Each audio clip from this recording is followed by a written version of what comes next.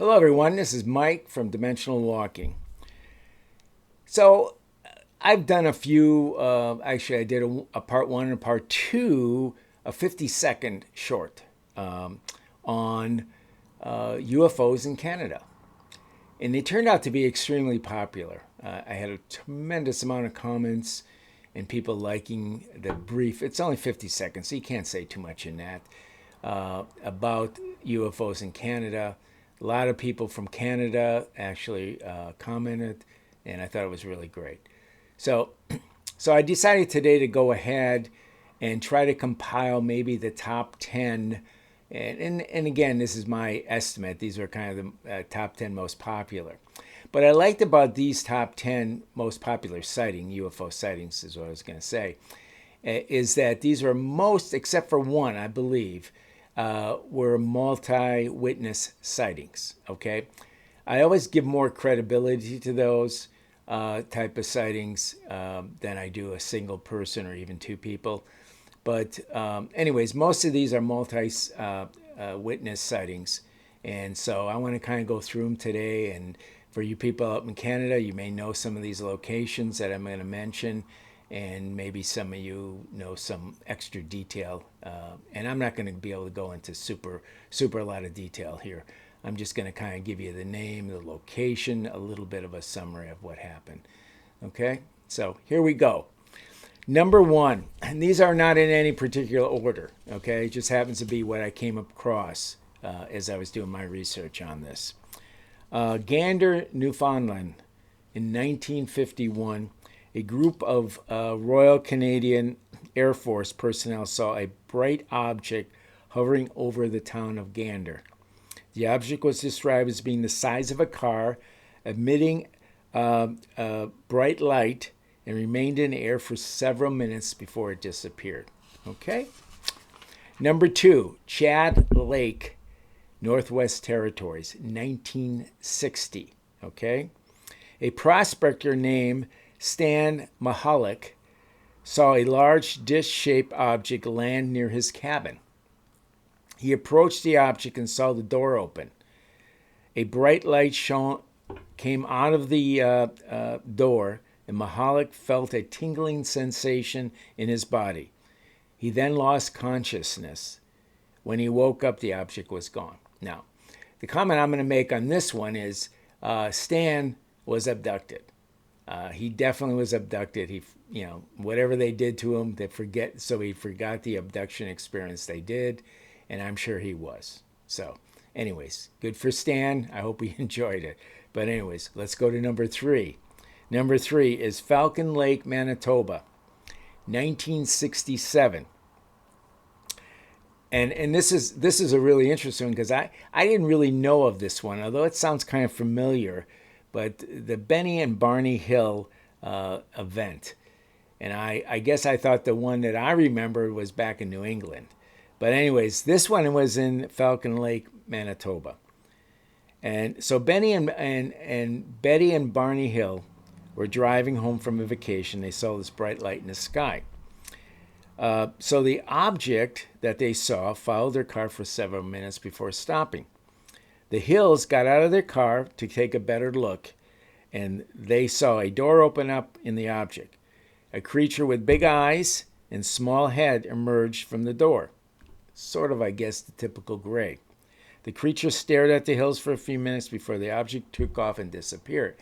Again, I would say, in this one, I'm pretty confident to say Barney and Betty got abducted. Okay, and I think the big general story was that they claimed they were abducted several times throughout their lifetime, and there was all kinds of interesting stuff about that couple. So, anyways, that was Falcon Lake.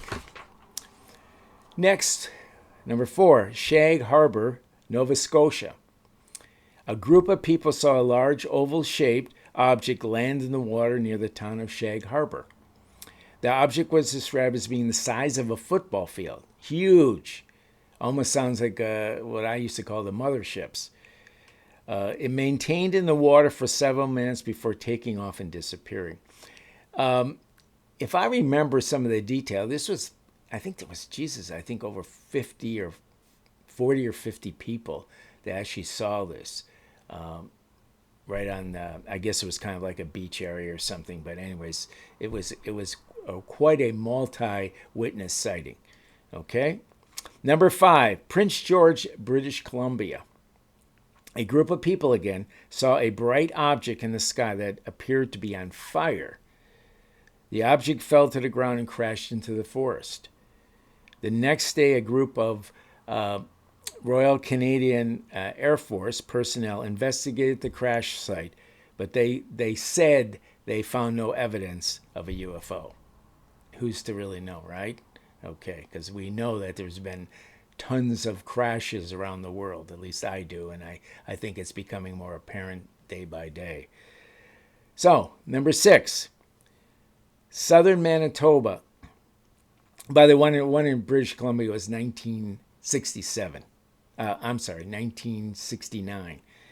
This one is in southern Manitoba, and it's kind of went over a 2-year period. Apparently, there was a series of UFO sightings between 1975 and 1976. Manitoba, this is over a period of 2 years, of course. The objects were described as being dish-shaped or cigar-shaped. Some of the witness reporting seeing the objects land and take off. And that was it on that one. Number 7, it was Clarion-Ville, Newfoundland and Labrador. And so that was in 1978. So a group of people saw a bright object in the sky and appeared to be changing colors. Okay, the object moved slowly and then disappeared. Again, a group of people. Number 8, Montreal, Quebec, 1990. A group of people saw a bright object in the sky that appeared to be following an airplane. The object disappeared after a few minutes. That sort of reminds me of a story that I've told before in my videos of an object that was coming into a military aircraft that was coming into Elgin Air Force Base, and there was this UFO that was right behind it, and they tracked it on radar for probably about 30 miles. And I guess that is not uncommon, that UFOs kind of park themselves right behind planes, and they kind of follow the plane in. Basically, nobody inside the plane could really see the object, but radar could pick it up. So anyways, I thought that was pretty interesting. Number 9, Trail, British Columbia. That was in 1997. A man saw a bright object in the sky that appeared to be hovering over the forest. The object then took off and disappeared. Okay? Apparently that, and I guess the reason I included this one was that apparently it got a lot of press at the time. And so I think that was the reason that it seemed to keep on popping up in all my different researches. So I included it, although it was only one man. Okay. Number 10. Now this was an interesting one. This was in 2012. It was 2010. And what I was going to say is this is very similar to sightings in Clarion-Ville 32 years before. Okay. And this is in Harbor Mill in Newfoundland and Labrador. A group of people saw a bright object in the sky that appeared to be changing colors. That's exactly what it was 32 years before. The object moved slowly across the sky, then disappeared. So I just wanted to give you all those. Those are the 10 that I kind of thought were the 10 top because of the frequency in which they were mentioned, and because for the most part, most of them had multi-sightings. So I thought that's what made them kind of either the favorites or the ones that people talked about the most.